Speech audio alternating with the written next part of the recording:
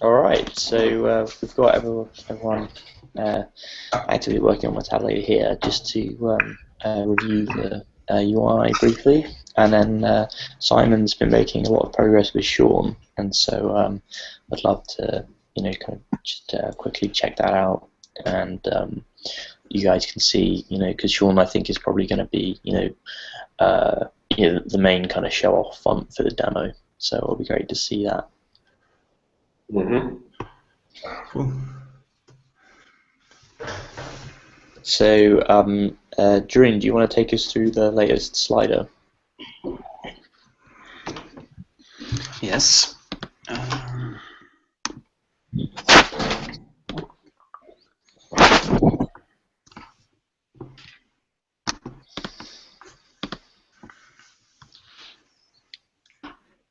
See my screen? Yep. Okay. Well, we focused mainly on the specimen panel. I made the size rope working properly, so now it's intuitive, and there's a bailout zone. You can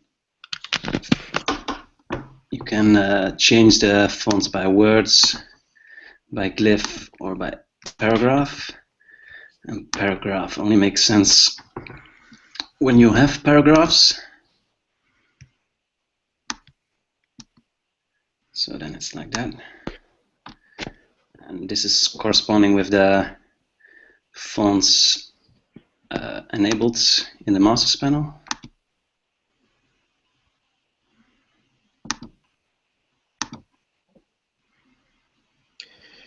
Yeah, a little bit of work needs to be done there. Yeah, that's true.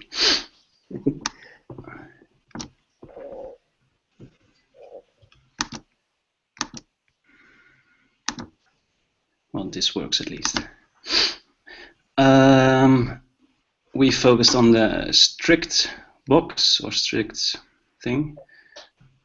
When strict is at 1 and there's nothing filled in the filter box, it just represents the complete pangram. And when you start to put in characters, then it filters words containing that character.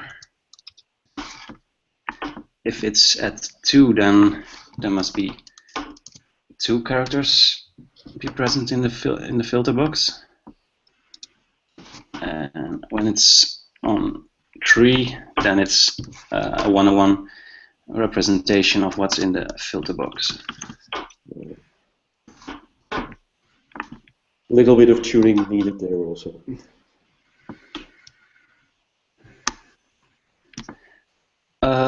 Then we have the glyph range.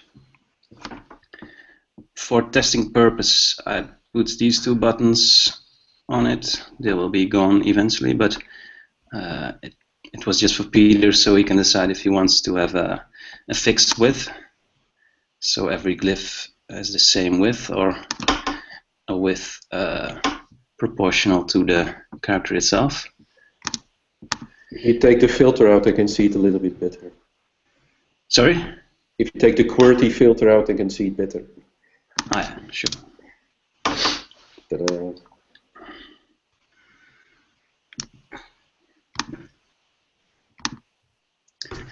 Yeah, I would actually like to ask Simon how this proportional view looks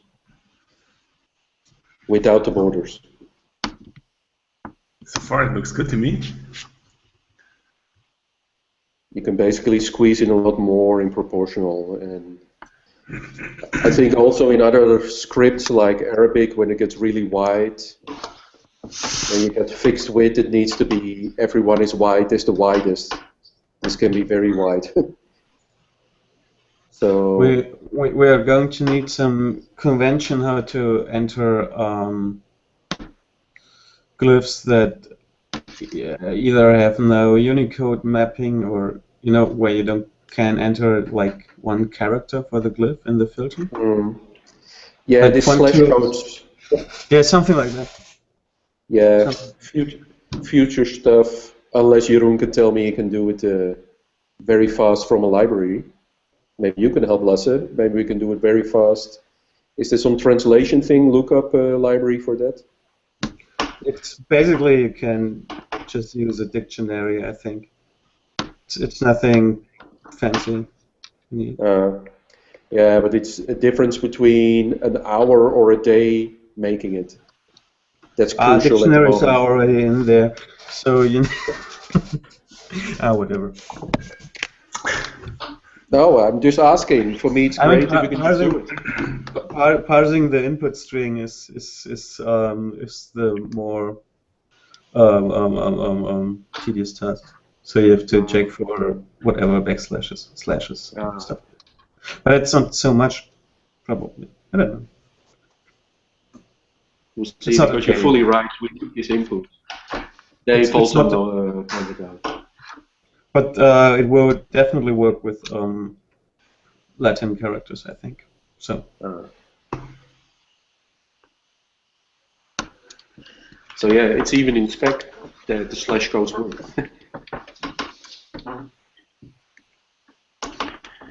Should I continue with the demo? Yes, please. Sorry. No problem. We also focused on selecting stuff. Let's put it on the nicer word. So that's just dragging like this. And then well, if you, let's say, select a space here, then also this space gets selected because it's the same space. And the glyphs in your selection gets represented in your parameters panel. And then there's Shift, Control, and Commands, which act in the same way, and they toggle. And they also work on dragging, toggling. I think that's it. Nice. So the same here. For me, it works a little bit easier if I see the border. So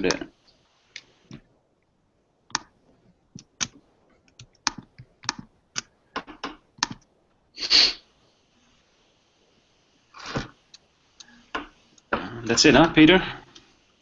Do think so, yeah. But it's been quite a bit of work to get there. But I'm really happy with what we where we got up to now.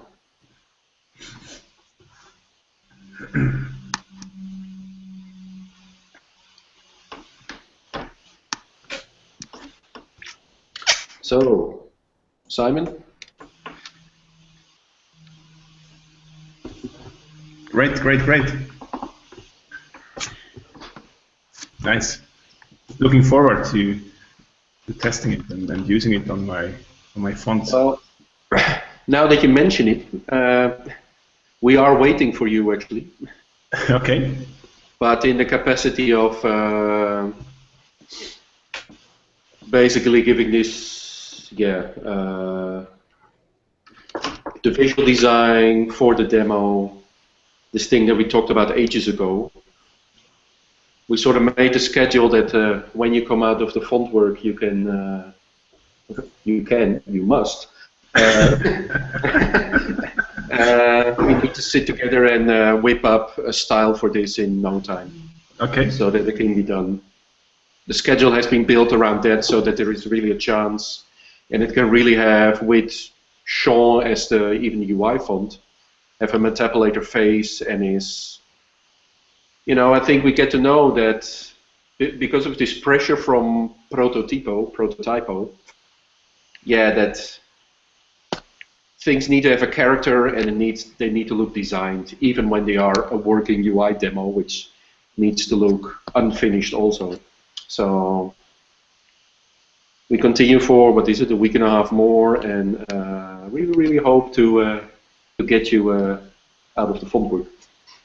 Yeah, I guess end of next week. That would be fantastic. Yeah.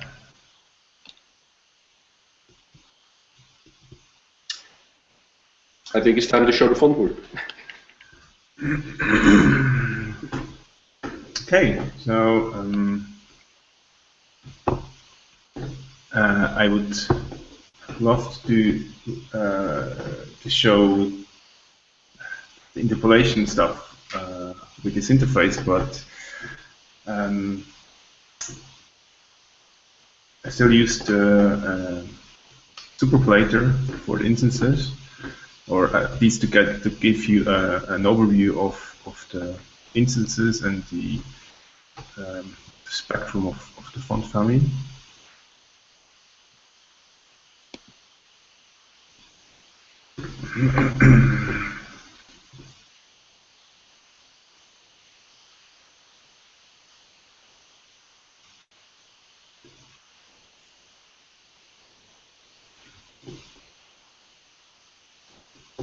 So on the top is shown slab, on the bottom shown sounds, and 4 masters are placed in the 4 corners. So it's to present the same setup as I used in the TPS. So the result would be the same as if I would have used Metapolator with such an design space.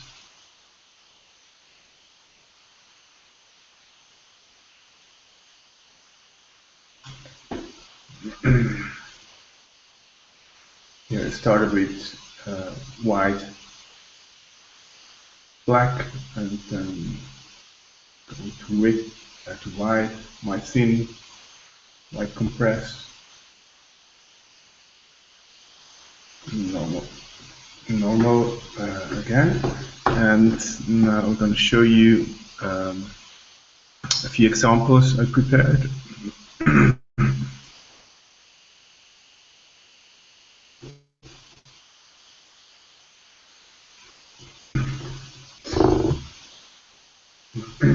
So this is slab narrow semi-ball, convex black, white black, and then thin, flat, more text with narrow hexaball,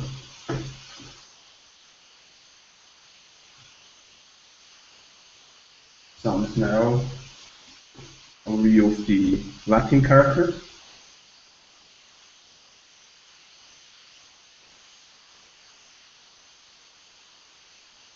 white simple. So you can see that the font is very, I wouldn't say bendy, but flexible.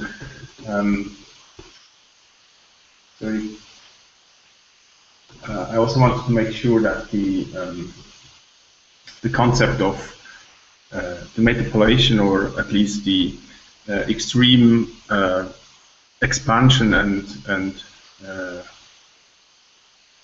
metapolating weight out of one single master should be kind of a part of the characteristic.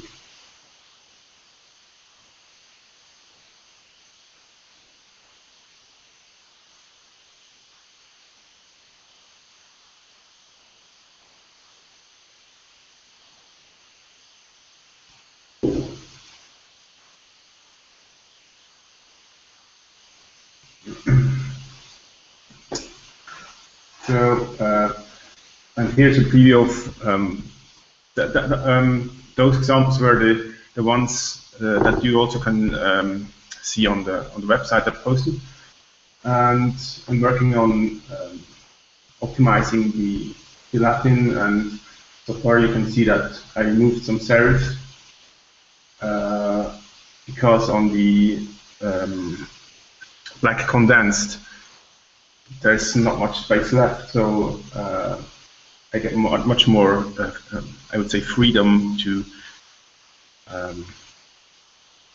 get the characters better balanced, and also the punctuations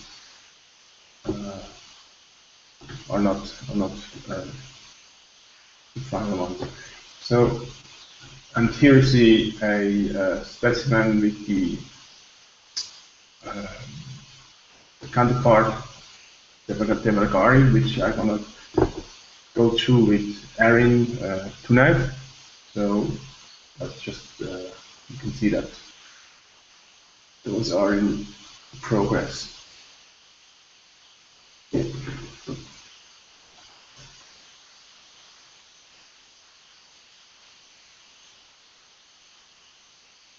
Okay.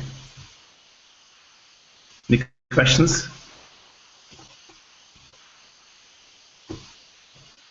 Speechless? All muted?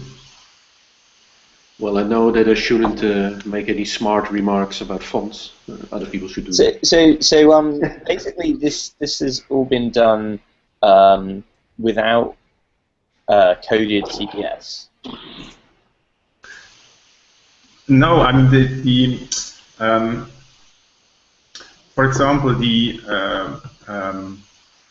thin, the four masters of,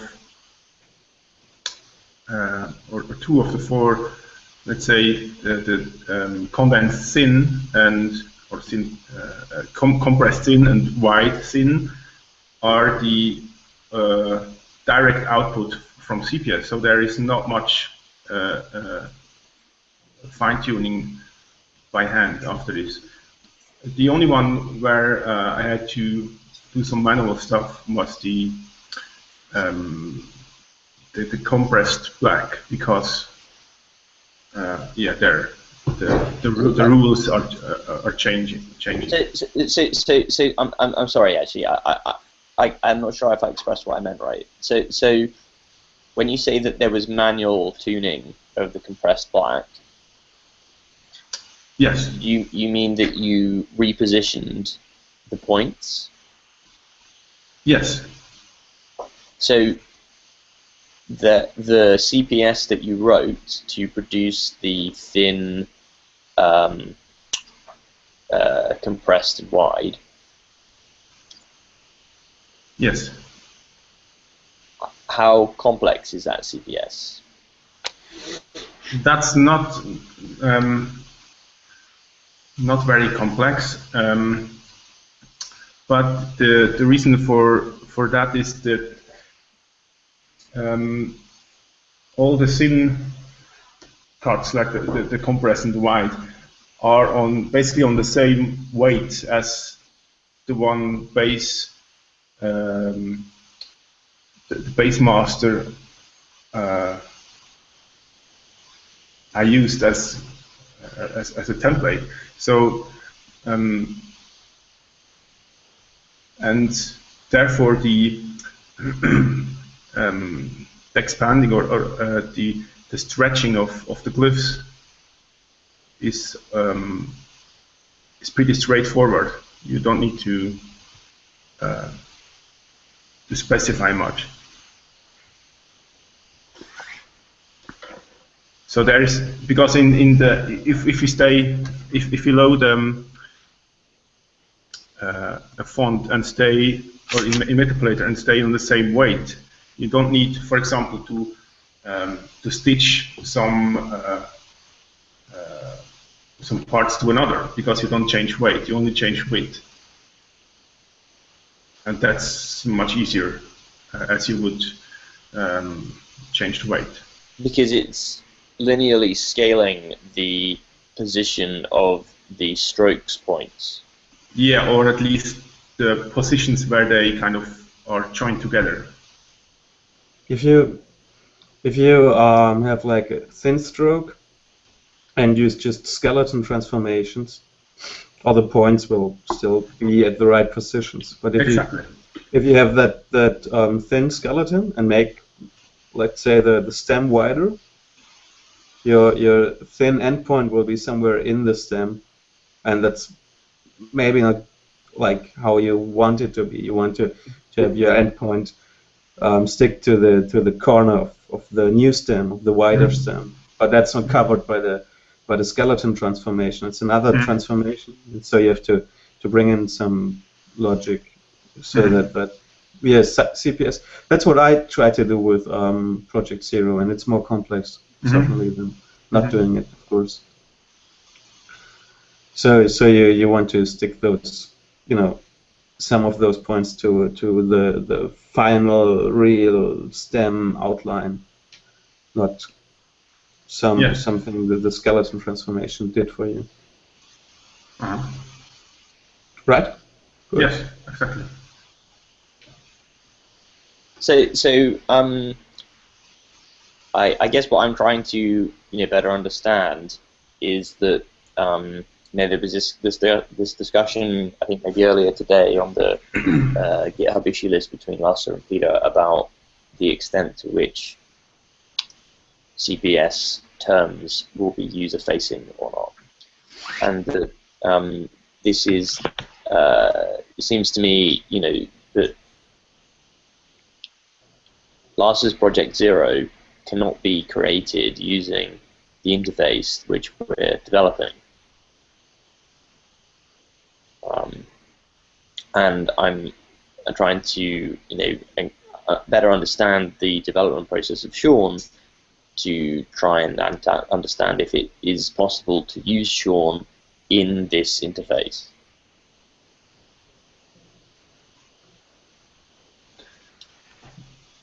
If you talk about the interface, the user interface, at which stage, at what we're building right now, or how far the design is up to now, or? Well, I mean, the demo needs a font to demo with. And so what font is that going to be? Well, first of all, I always assume that the demo, first of all, people load their own fonts if they do the prepared work. Of course, it's good to ship a prepared font to make it work within 1 second out of the box. That really is a fantastic thing that needs to be done. My knowledge at this moment is if a font is well prepared or not is all about point pairs in the outlines of the UFO that you import and other gotchas that should be avoided. That is supposed to be a very short list of how things have to be rigged. Things about, what was it, closed circles and closed O's and things like that. Yes, that comes certainly with the demo that we are not doing all that work because that's quite advanced. But in general, the whole discussion about CPS names in the UI or having those a little bit translated, put in a structure, I would say, or even just named a little bit less verbose. I would think it would come down to that at the end, because we can agree on the typographical names of stuff. Is I think a different discussion. We are making this stuff up. There's no typography that did what we are now doing, so we have to invent names basically. Okay. There's no idea of centerline in typography. Basically, it's all cutting outlines out of metal, if you like, or making punches into it. Whatever. So what we do is that there are no names. So basically, you make some more or less complex transformation with CPS. You have to come up with new names. You need to fix some things in special cases which the general transformation did not make for you. You have to use those names or come up with new names again, stuff like that. This is so I'm. As I wrote, so for me, one thing is if we can keep up the separation between user interface and backend, I wouldn't have a translation in the backend because it's not concerned with data representation or transformation of outlines or whatever. It would be just well, we would have to maintain the list on the user interface side. But this is really a detail. This discussion is about details which are not significant, but it raises a point about can this interface produce Sean?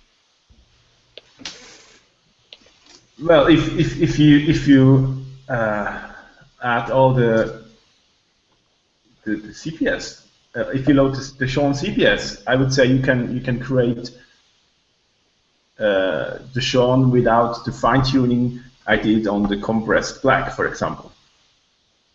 And it will probably look a bit rough, but you can get quite far. If you load my master and my CPS, then you can play with that. I mean, I don't know how it works with the backend, but in theory, yeah. If it can be rendered by like output from Metapolator, it should work with the backend. And I think we have to all keep in mind that the demo will have a very limited number of things it can do. And any more advanced concept that is already written in CPS, the demo cannot show that. That's accepted.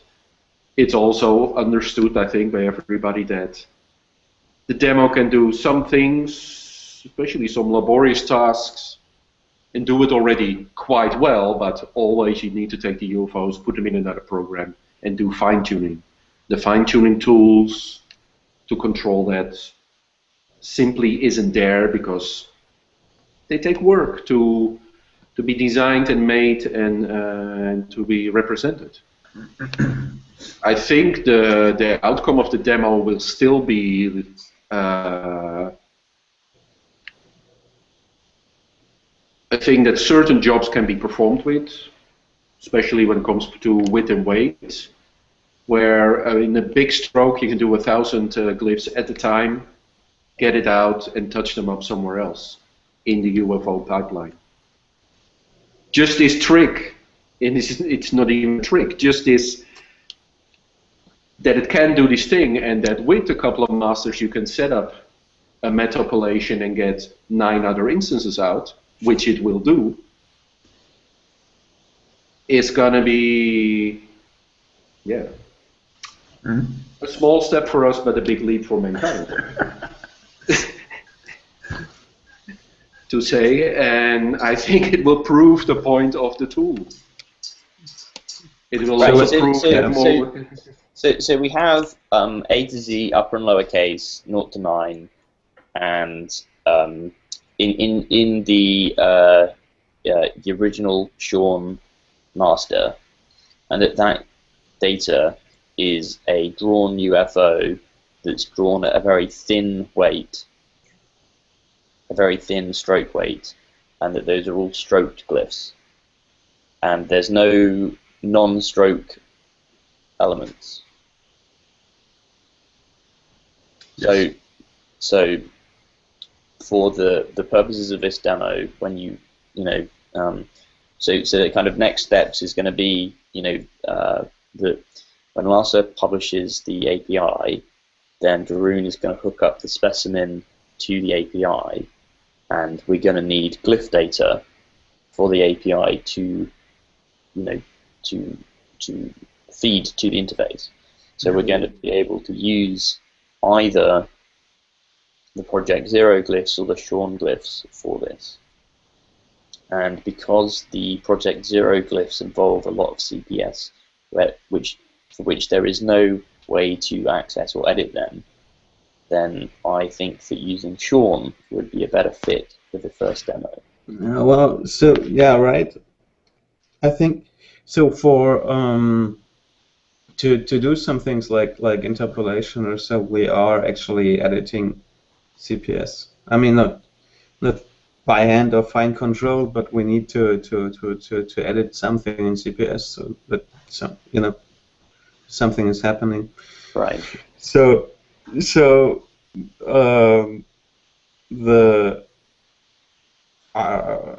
for example, those 4 X's that are in Project Zero could be used for the demo, just as as I showed the video, it's just it's all set up. It works pretty well. We need to. I would need to fix the spacing. Obviously, you've said that, but that's like it's only like 30 characters or so. So it's not yes, so much work. but the problem is though is that if you then go to a font editor and draw 3 glyphs in this stroke format and then go to upload them, then your experience will be significantly different to what the preloaded font does. Yeah. Probably. And so that isn't a good demo experience. So Dave, you want to go for a preset that's the most universal for most cases, or like general purposes, like whatever strokes users would load up, then does something useful, or at least not completely wrong. I think what Dave getting is about the least hidden magic that cannot be shown by the, so that when they play around with whatever is the demo font, that's the understanding of how special it's been prepared for this case is like there's just a very narrow gap between what people can put in themselves. If they follow the simple rules, we're going to tell them, prepare your font. There's going to be a web page for it. Prepare your font. Do this, this, and this for the UFO. Get it out like that. Get it into the, and then you can play as much as you want. Yes. Well, so is it correct, Dave? Least hidden magic? I think so. The reason that we are doing this in the first place is that we are going to try and seek users who are willing to having this tool built further because it will be useful for them to use in their work. And so, I mean, this also ties back to that detail, the secondary details about the file format. The point is that we're not doing this just to make a demo to look at. We're making this as a pitch for funding. And so if we produce something which people play around with and they say, well, that's nice, but whatever, this isn't directly useful for me, then we might as well just forget it. We should just go home now, because the engine that we have is capable of doing some things, and we need a demo which makes the interactive experience of doing those things real for people. And so that means going to the page and seeing something preloaded and doing something with that. And then it means doing your own thing for a few glyphs, uploading it, and seeing the ability to do the same thing that you saw with the preloaded font with your drawings. Yes. And to get out the result. And so if you can do a little drawing in a font editor, put it in, metapolate it, and get the results out, then this is a demo which does something for you, and you can have some kind of, I mean, the project has credibility. That you could trust that if you're going to put your 100 euros into a crowdfund, that you're going to get some value out. Yeah, we basically want to achieve that when somebody tries us out, things, or either I can use this already for a couple of really boring tasks I have and speed it up with in my UFO pipeline, or certainly the next one can. It's now too rough, but I see, and we must show to them what we're going to do next, and that's what I want. And okay, so it's going to cost a little bit, and fall in love with what we can offer. Yeah, I mean, for example, if we supply some basic instructions, for example, how to tag UFO fonts that you want to upload, and you want to add a tag overshoot, then this overshoot will react once uploaded. So I think that there are not that many tags someone would have to add to a font to make it really useful for him already. So the Sean master that you have has these tags already? Yes, yes. Okay. The Sean masters are tagged with the master. It's only one. Is tagged with the serifs. So all the serifs are specified if it's a top left, top left, or top left right, top right left, and so on. So what kind of serif and what direction the serif has to stick out. Then the overshoot is tagged. Yes, those are the most important ones. Then if there are knots, those are tagged as well. But I think if you start with the hairline as a master, you can solve it easier without knots. But also that we would have to explain how to prepare the UFOs in a convincing way or simple, direct way. And actually needs to be explained coupled to what you can do with it. Sort of like minimum requirements, and if you do extra tagging, you can do more. So that people can scale the amount they want to put into what they want to see right now.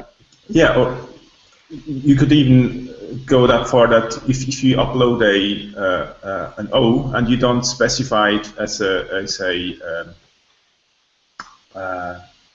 let's say you upload a uppercase O, and you add a tag that marks it as a lowercase scale, so it should fit in the X height boxes, and it gets the height of an X height. So you can create. You could create small caps on the fly somehow.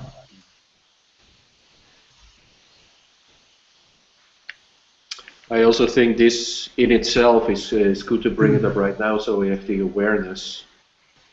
I think we can really work on this, first of all, when Simon is also there to help us out of this current phase and into demo making mode. And also when the engine is hooked up to the actual front end, and we start to see the realities of how well it fits all together. I think Lasse is already saying that, like, oh, at some point we will meet and hit each other. And this is going to be, of course, a quite exciting moment in many different ways. And so what I'm saying is to work on this seriously, but towards the end of the project. So in a couple of weeks.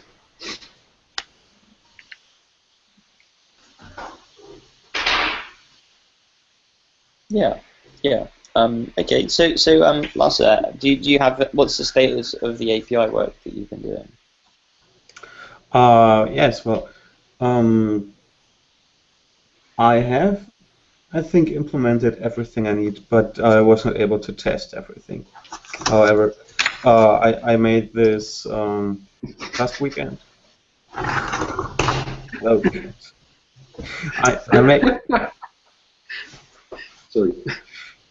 This is typical for cats. They all want to be in the internet, right? Yes. It's not. Okay. So what I did was this interpolation demo, which uses the API already, which is a good thing, but it does not use all things we can do with the API. So, but I'm first going to clean everything up, which is kind of a lot of work, like cleaning up last 3 or 4 weeks of just white coding and changing stuff and whatever. So this is going to take today and tomorrow or so or whatever. Then I'm going to release what I have, which is at least the API, as I think it will not change much anymore, and which is this glyph renderer API, which can be used by Jeroen to render real Metapolator glyphs and have live updates when it changes, which I also made faster since the last video, by the way.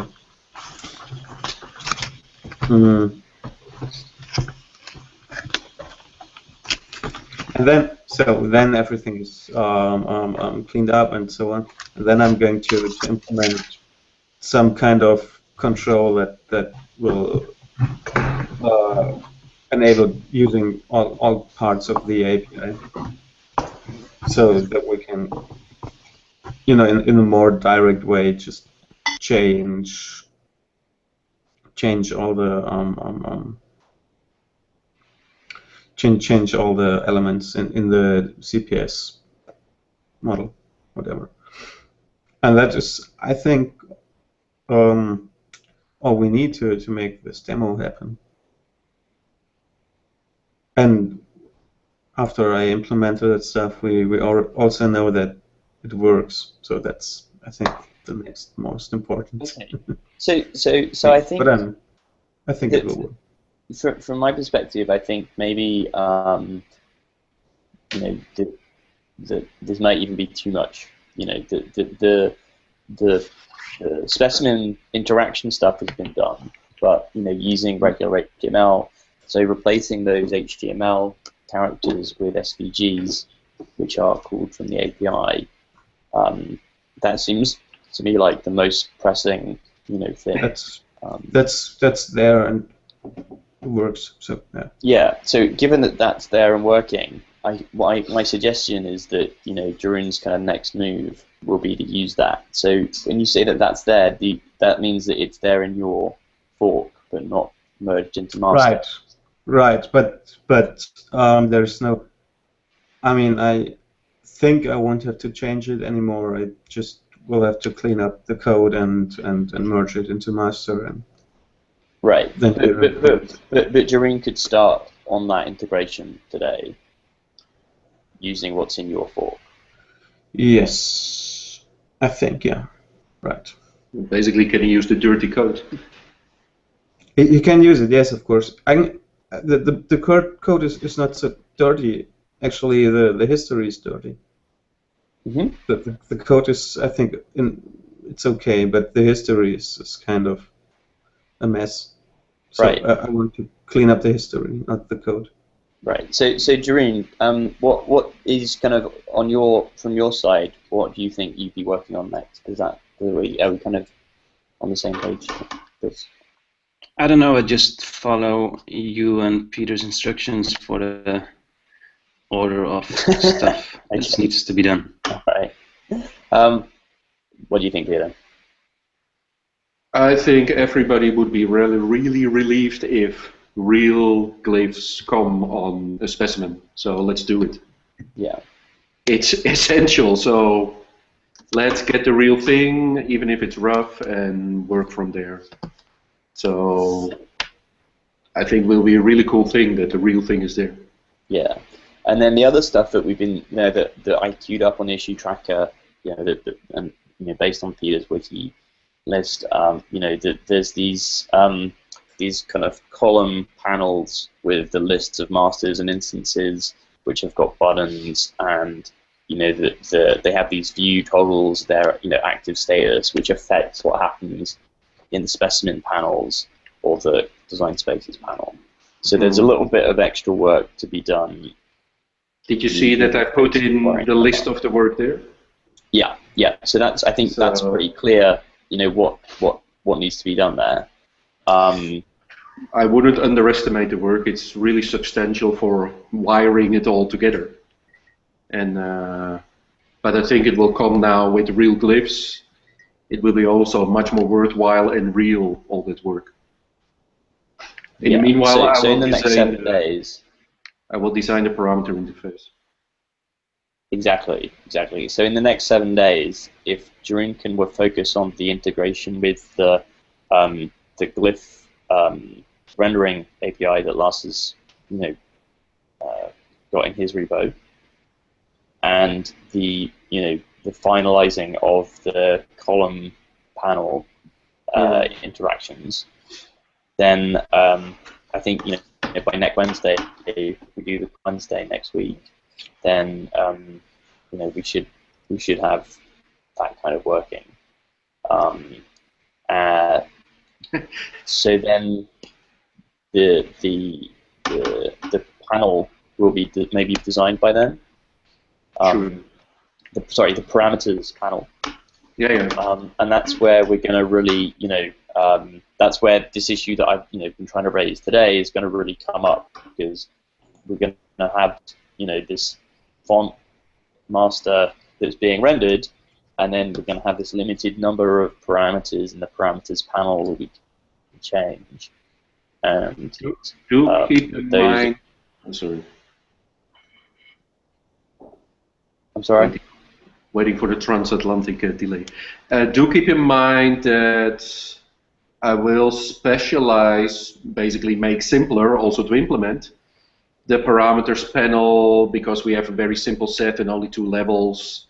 It's not going to be as sophisticated as the real thing, also to save us work. So just like everything, it's simpler than the full-blown version.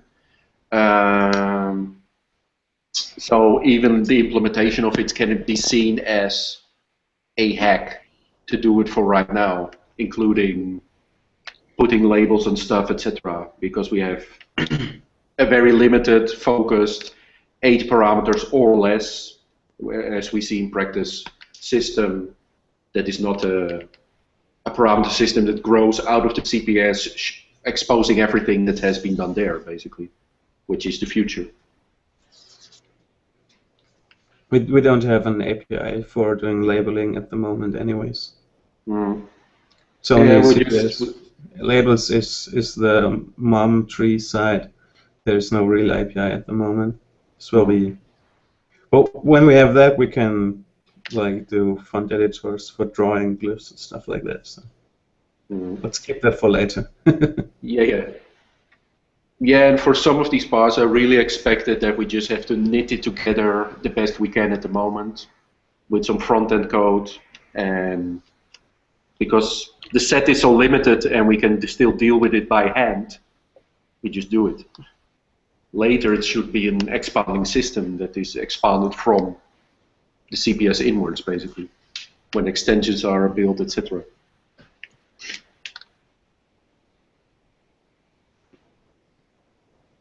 We'll have to see how this works out. I mean, I can think of people who are just interested in coding the stuff in CPS or so because maybe they like it. Other people who add the user interface for it, stuff like that. I don't know. We'll have to see how it evolves, I think.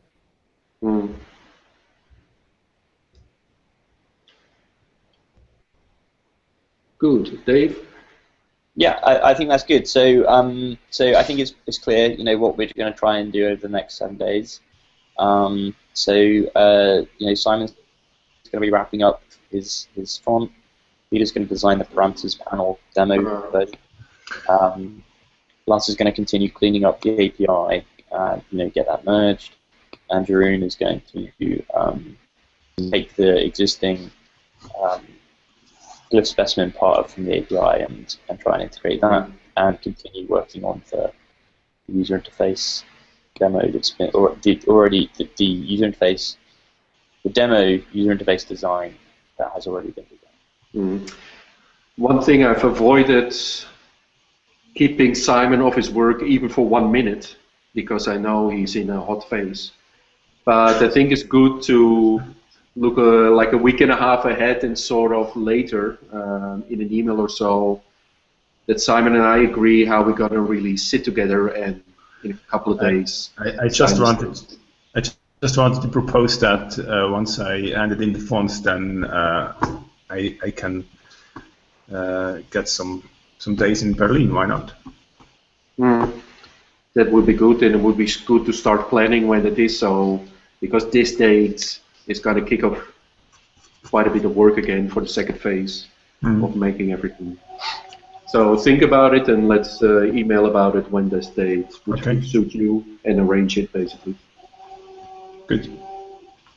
So now I won't have to bother you in the next days. You can just keep working as you want.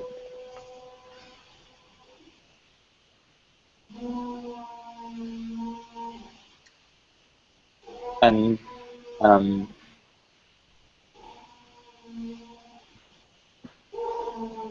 yeah, I guess thinking ahead beyond the next week, then I guess the import export stuff is going to be the next thing.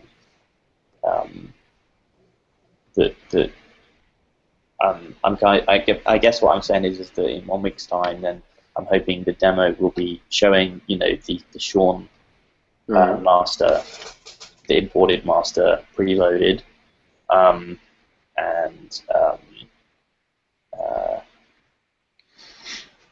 potentially the very first parameter, say just width would be there. Lasse's demoed that slider working, and so having that in the parameters panel actually kind of worked, I think. And I think the work that Jeroen and Peter are doing is really great. You guys are really working closely, and that's been very productive. So yeah, I think once we have something, just even that actively, then the next big chunk is going to be the import export. So Lasse, how is that in the engine?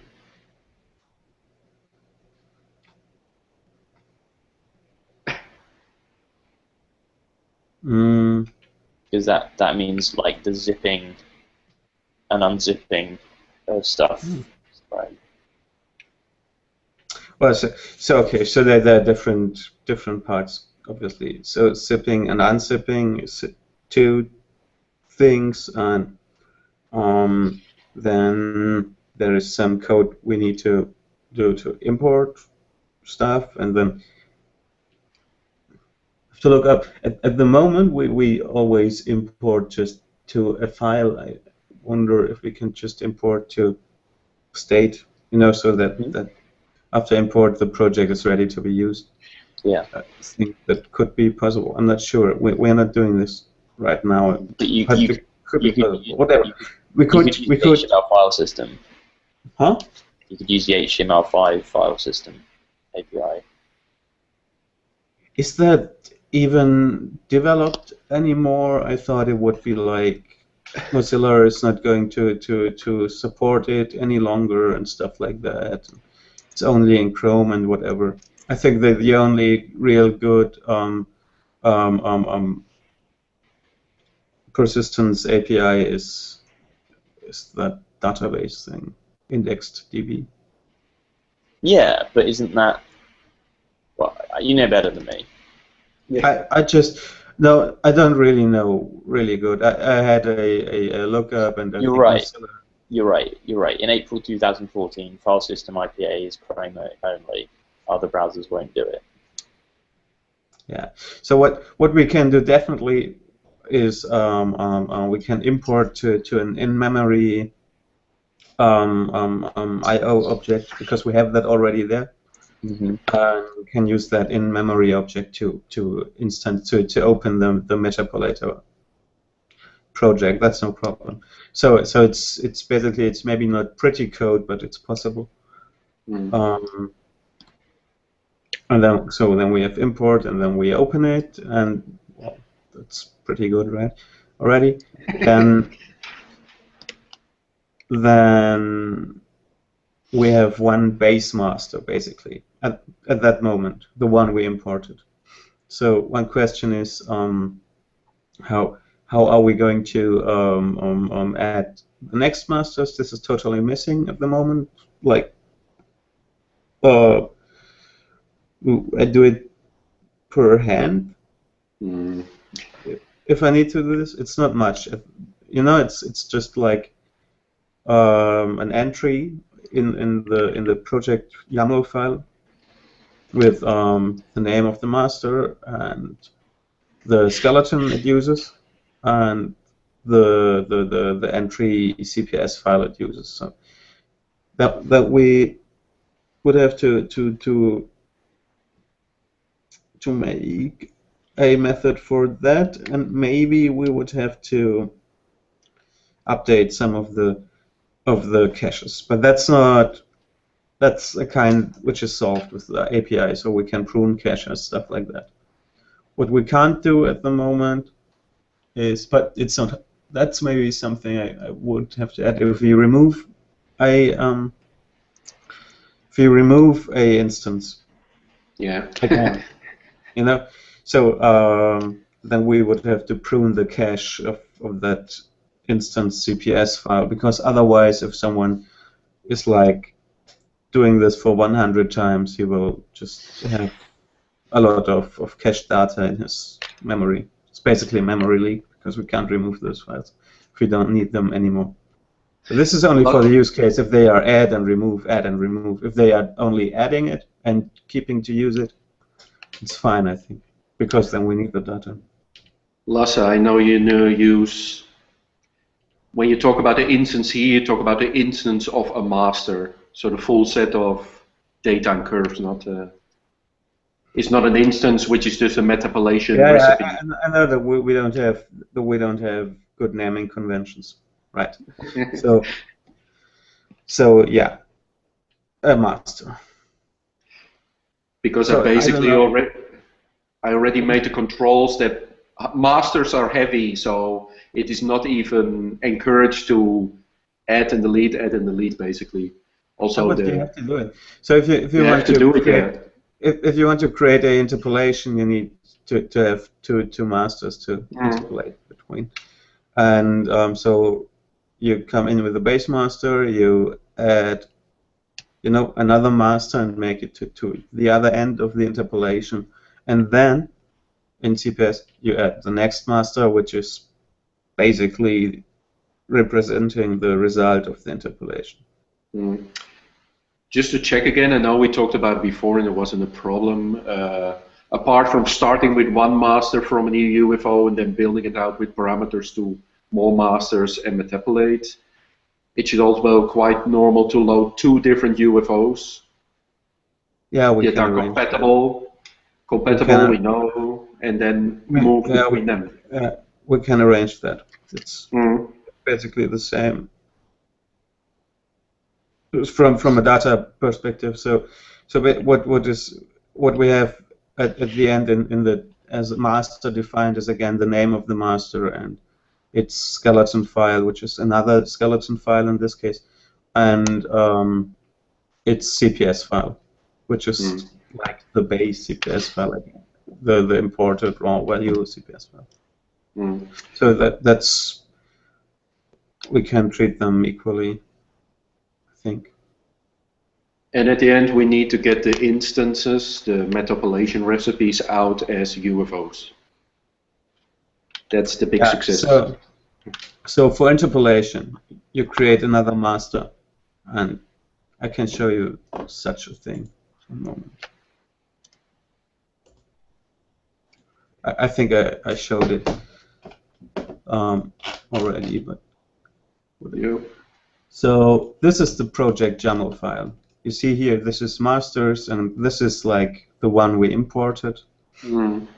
This is, you can't even see it from here. This one uses like the base master as a base and does stuff with it in this CPS file. It uses the same skeleton file. So we could import another master from a fresh UFO and call it whatever base 2 skeleton, then we are fine.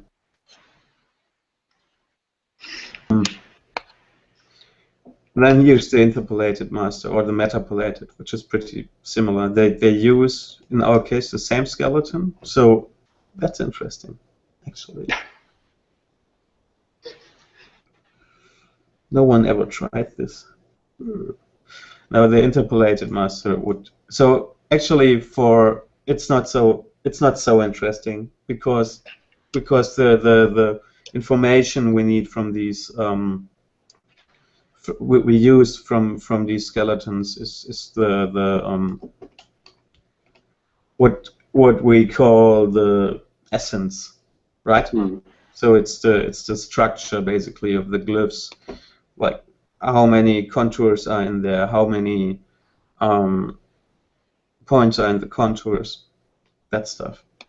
That's it. So and because the skeletons have to be compatible on this essence level anyways, otherwise we can't interpolate no matter what is. So this is just one of those masters the interpolation should consist of. So probably the first, or maybe make a random pick. It does not matter. This is the file we use to create those instances that we want to output to CPS. So I show you the interpolated or the metapolated CPS. They have the same interface basically. It's this one. You see, maybe all that the changes is this the first line and the size.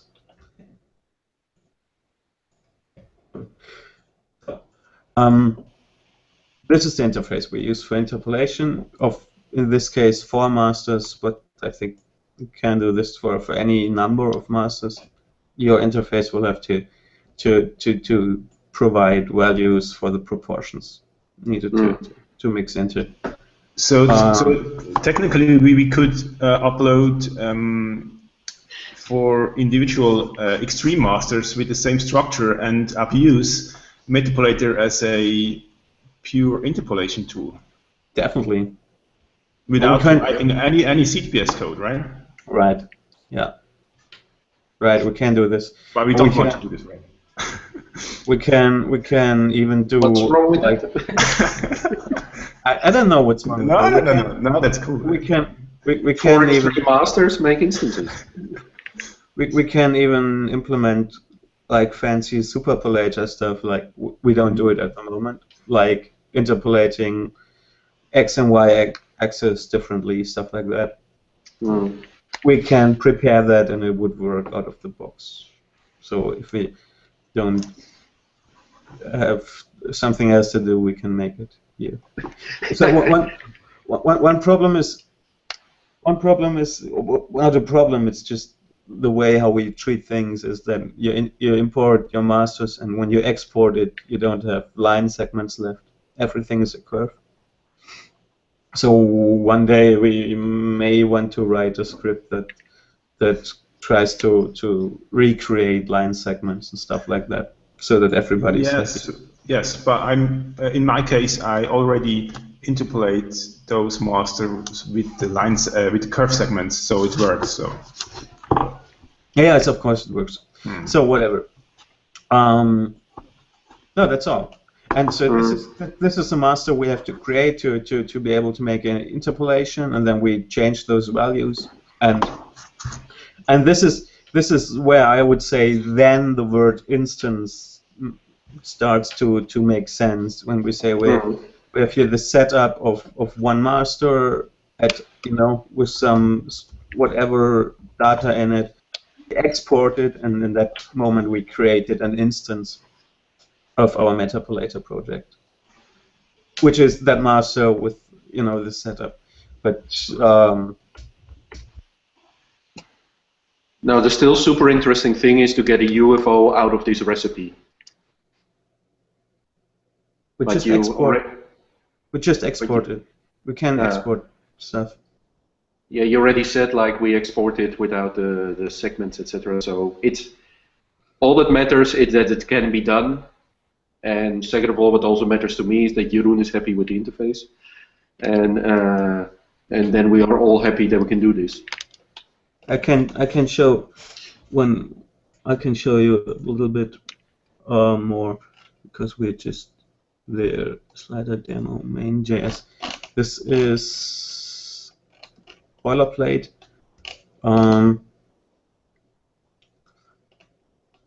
this is the method I use in the demo to make everything happen actually. So input change.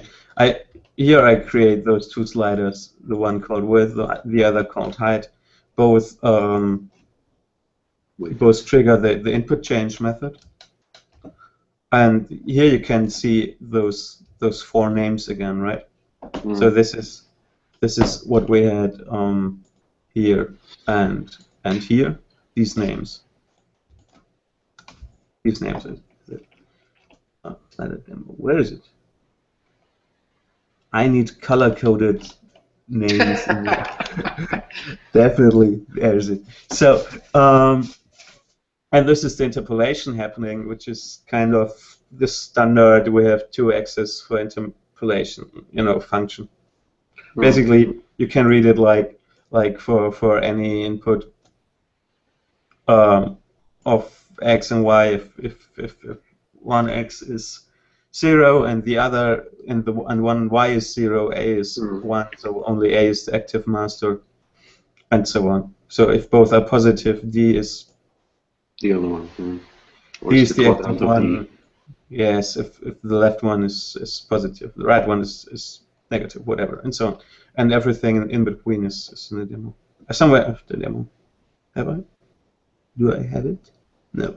One moment.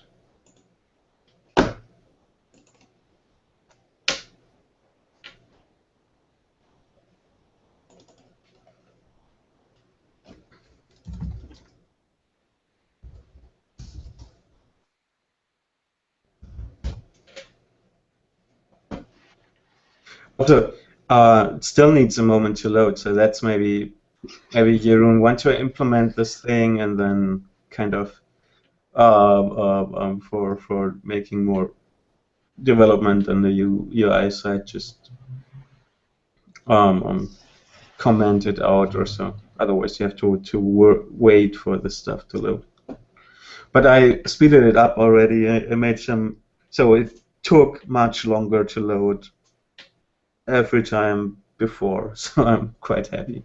What I did is, if we load, at the moment we load like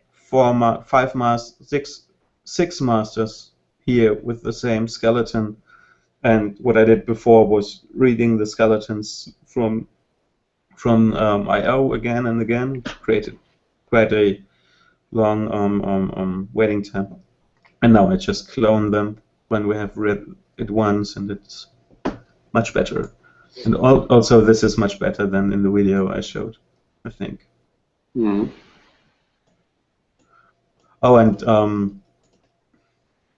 I'm sorry. Google Chrome has a little bug.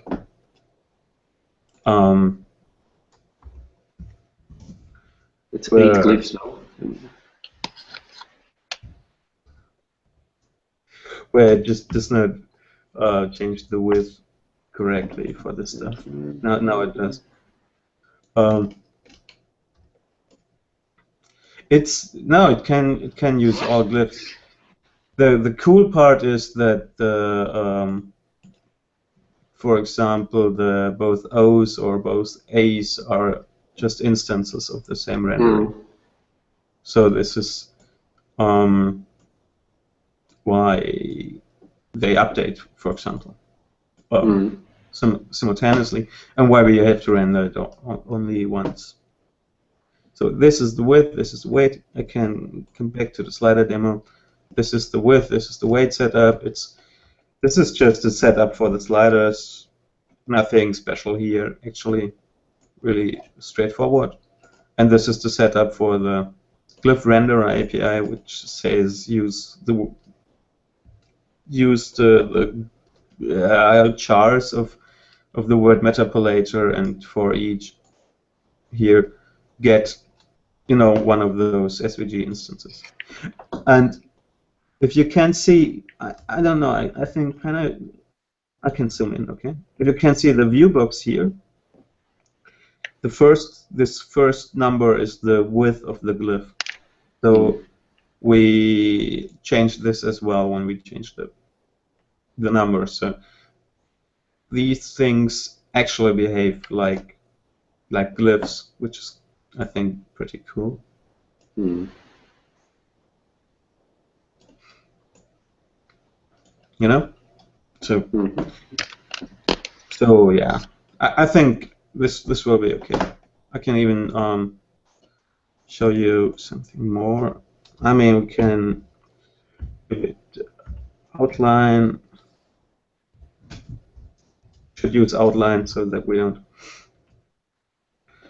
don't change the actual width of the SVGs.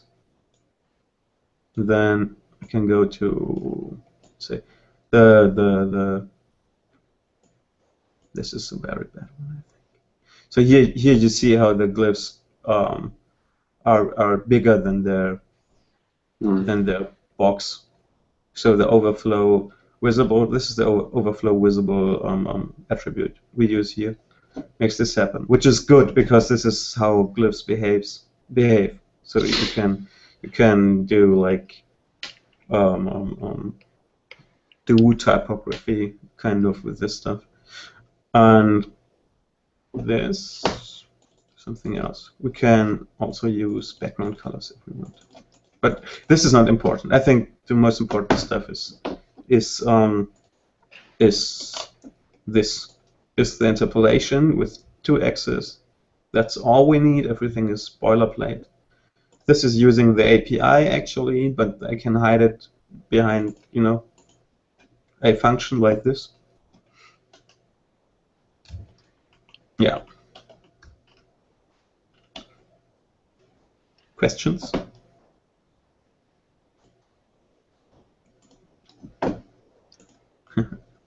All that matters is that Jeroen has confidence that he can plug this in.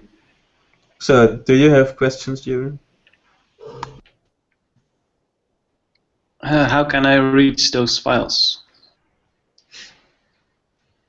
What do you want to read? Reach. Well, where are those files? Oh yeah, right. I was just about they are in master, but they are definitely not yet in master.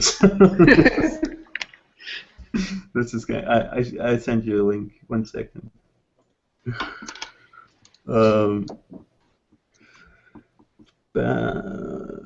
Make demo. I think was that one.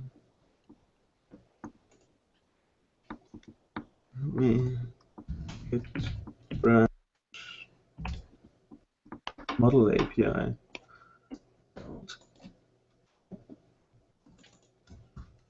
So this is the branch.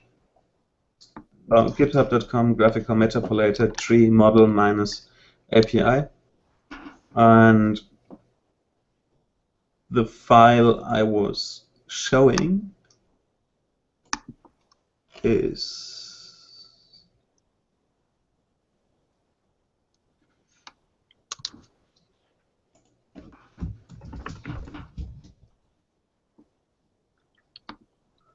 not yet added. Will be added later at. Well, I add it now.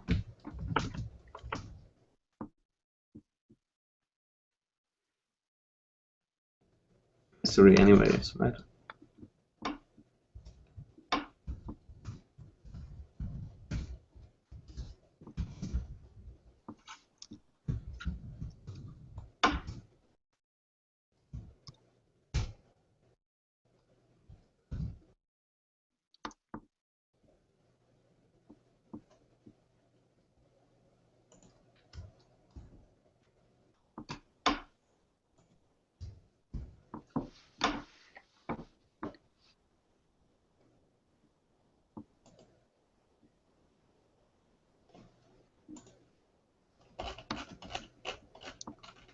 Yeah, that's it. So the file is here.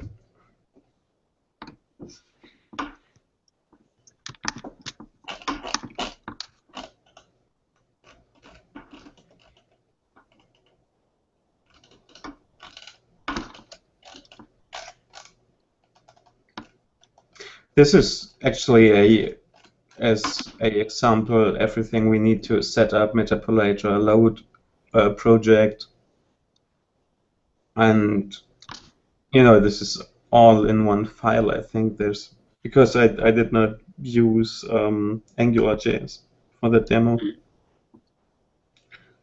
but I think I have prepared a AngularJS piece of code. I think I will change it into that. So then it should be easier for you to see how to use it. But well, today, right? Okay. Should I just copy stuff, or can I? Well, I'm not really familiar with GitHub. Can I download this branch or something? How does that work? You can definitely download the branch. You can check it out basically. So you would git clone it somewhere and then check out the branch name. Git checkout branch name. But do I need it, or do I just need that file? No, you need a lot of files, like I think hundreds of files. Which are not in the master branch. Which are not up to date in the master branch. Okay. So I should clone it. Yes. Okay. Right. So we could I think for the time now it's better if we just keep the sources kind of separated because what you did there is not really fitting to how I organize the code in master. So the question is if you want to use maybe some kind of compiled Metapolator, everything in one file thing. Probably. Yeah. Because we're already doing this for the Red Pill demo, and I think I can just do something that is easier to handle for you. Mm-hmm. And then you would have to still have like a actual version of the master somewhere and update it if there are important changes for you, and then run the compile script, and then you can just take the JavaScript output of it, I think. Okay. We could do something like that.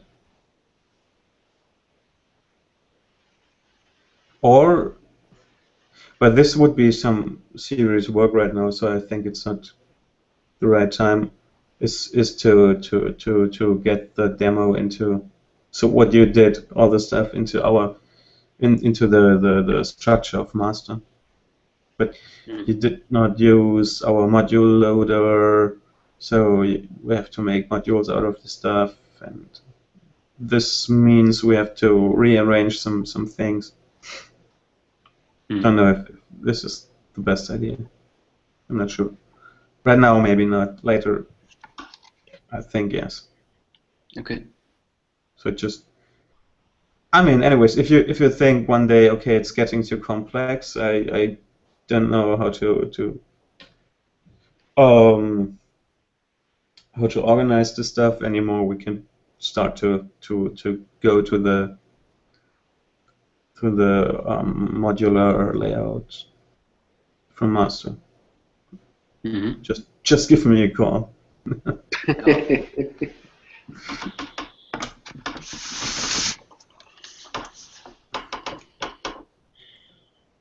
So, meanwhile, it's getting quite technical for me.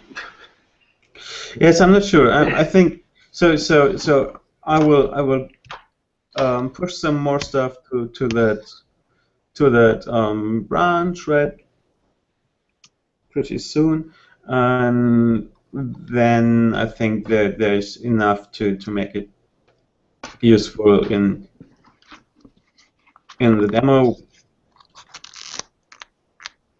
And maybe I will spend some minutes to think about how you can use it best in your workflow, like how to include it, stuff like that, and then we can just make that happen probably. Yeah, please. Yeah. All right. And then I guess you're going to let me think. No, you're not going to copy a lot of stuff. Maybe some bits, but nothing ready prepared. So what you need is to you know, load Metapolator, load the API and place it somewhere, make it available as a service for AngularJS, and then use it. Stuff like that. Okay. Yeah, we'll see what we need. Okay, so let's do this pretty soon. I'm in favor of it, but I think after the call, yeah, I can put in some minutes then, and later today. I have time, basically the whole night.